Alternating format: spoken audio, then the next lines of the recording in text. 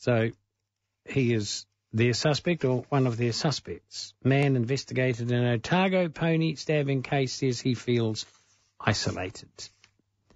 We'll have a look at the ugly duckling Easter egg, which is causing a stir because it's brown-coloured. There are 3 chocolate ducklings on sale for Easter. 3 chocolate ducklings. And they each have a name. The light chocolate is named... Where is that? There are 3 ducklings. The light chocolate one is named... Crispy. The white chocolate duckling is named Fluffy. The dark chocolate duckling is named Ugly. And a supermarket chain has apologised and pulled them off the shelves following complaints they are racist because the dark one is labelled ugly. So there's going to have to be great care and forethought put into things, as we can see by the gingerbread man thing, where the Scottish Parliament Cafe late last year dropped the gingerbread men because they were, dropped the gingerbread man label and relabelled them as gingerbread persons, so as not to cause offence to people who don't like the word men or man, gingerbread man. Hello, Bill. Bruce, g'day. I'm going to comment on 2 Australians in the news today, or yesterday. One, Geoffrey Rush, yes. Well-known Australian actor Yes. of the, King's Speech and others. And I think he's won an Academy Award. And, of course, the other is Israel Folau, whatever it is, who I will stand up for. Now, firstly, with Geoffrey Rush, he is my Man of the Year so far for having the audacity to take on the Me Too movement and spirit and win. I saw in the late news last night the result of his court case. I think it was in Australia, where he'd been sort of charged with sexually assaulting young actresses over the years, and one in particular some years ago, and had pleaded not guilty and whatever. Anyway, it showed the judge, giving, must have been the summing up. He was just, I don't know whether it was a jury or a judge-only trial, but the judge was so mad, he was just looked as though he was going to throttle the cameraman. But what happened is that the judge, Rush sued the newspapers, that's right, for, the terrible he sued stories. the Daily Telegraph, yep.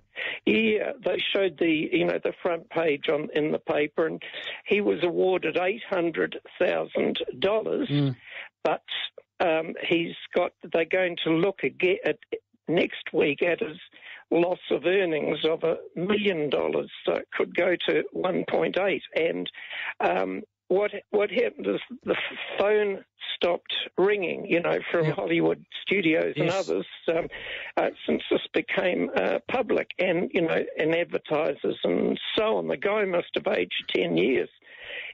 Anyway, he's been exonerated, and it seems, and now he's chasing the money. But the fact is, apparently, the Me Too movement were in the background, sort of giving gentle pushes, to the the lasses who we don't know where. Look, I don't know what went on, but that's not the reason for my call. But the fact is that this guy has. It's one guy in the world. He stood up to this mad woman, men-hating Me Too movement, and won. And good luck to him. Good luck to him, and he'll have even more money than what he has been worth up to now, which is he has a personal fortune of $40 million. Jeepers, did he win an Academy Award at some stage? I believe he did, didn't he? Very good films, of course. Now, right, with Israel Folau, he was stupid, obviously, to come up, to go on this social media. I have never looked at social media in my life. Have you not? Don't know whether I've ever, no. Well, you don't want to start. Look, he's been warned before. Yes. It's almost suicidal, isn't it?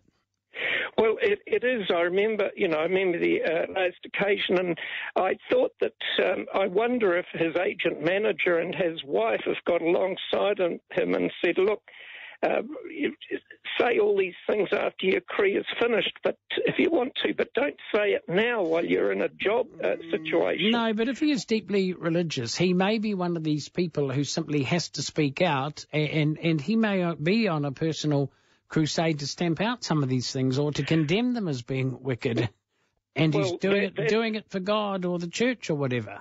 Well, that is right, and perhaps he's more in line with the old Orthodox he would be. Situation. He would be, and that's his upbringing, by the way. Yeah, well, now I can tell you that back in the 50s, 60s, into the 70s, the Christian churches were very tough and very hard on, sinners, unless they repented. In fact, in the Catholic Church, the missioners would go around twice a year, getting all the people, into churches and at the masses, getting up and saying, how they're on their way to hell if they don't, go to confession or do this sort of thing. It was very scary for young people, but it was the way things were in the 50s, 60s, 70s. The Pacific Island churches are doing a lot of that stuff now, and even in the Philippines, guys are having themselves crucified with real nails,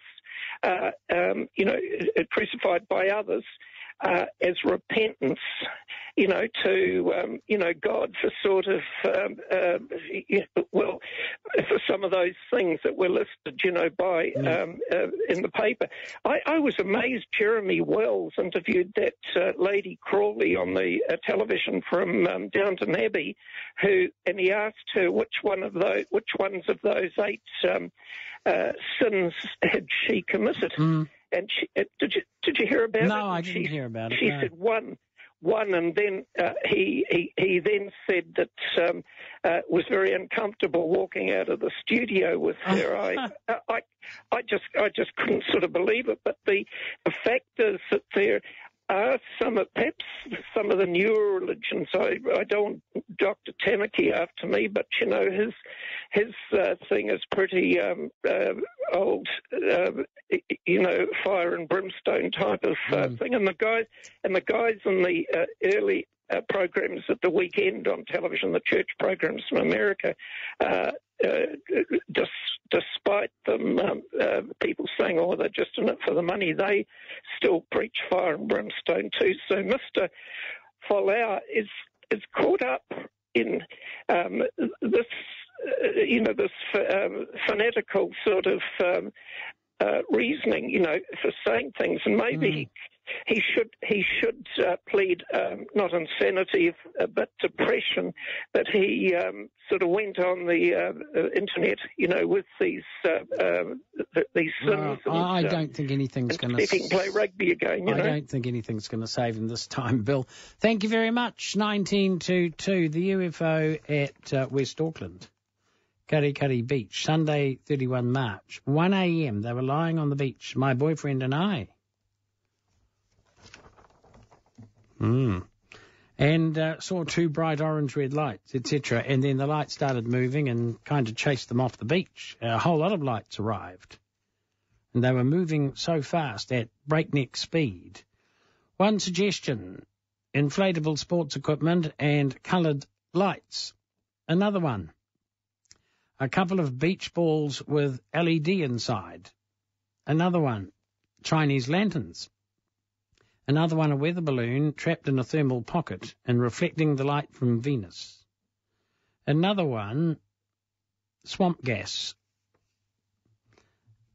Others believe something more sinister. I've seen the same UFOs at Whatapu about a month ago, which is next beach down, basically, said one person.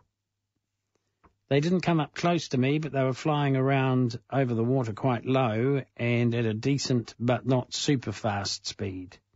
I didn't actually think much of it, but they were a red-orange colour, and I thought it was strange, 3 or 4 of them.